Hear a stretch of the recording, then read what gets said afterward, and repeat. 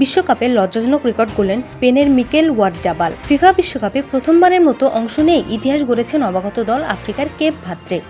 যুক্তরাষ্ট্রের আটলান্টার Mercedes bench স্টেডিয়ামে সোমবার 15 জুন তারা শক্তিশালী স্পেনকে রুখে দিয়ে 0-0 ড্র করে বড় চমক উপহার দেয়। তবে এই ম্যাচ সবচেয়ে আলোচিত ঘটনা হয়ে উঠেছে স্পেনের মিকেল ওয়ারজাবালের অস্বাভাবিক রেকর্ড। 1966 সালের পর প্রথম কোনো খেলোয়াড় বিশ্বকাপ ম্যাচের প্রথম 30 মিনিটে বল স্পর্শ না করেই মাঠে ছিলেন। তার জন্য এক অস্বস্তিকর রেকর্ড হিসেবে ধরা হচ্ছে এটা। 2010 বিশ্বকাপ জয়ী স্পেন ম্যাচের শুরু থেকেই দাপট দেখালেও গোল আদায় করতে ব্যর্থ হয় তারা। নবাগত কেপ ভার্দের সংগঠিত রক্ষভাগ এবং গোলরক্ষক ভোজিনহার অসাধারণ পারফরমেন্সে ভেঙে পড়ে স্প্যানিশ আক্রমণ।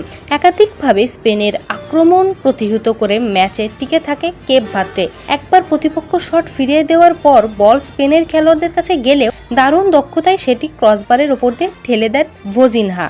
দলটির সাহসী ও শৃঙ্খলাবদ্ধ রক্ষণভাগ শেষ পর্যন্ত স্পেনকে গোলহীন রেখে ইতিহাস গড়ার পথে বড় ভূমিকা রাখে।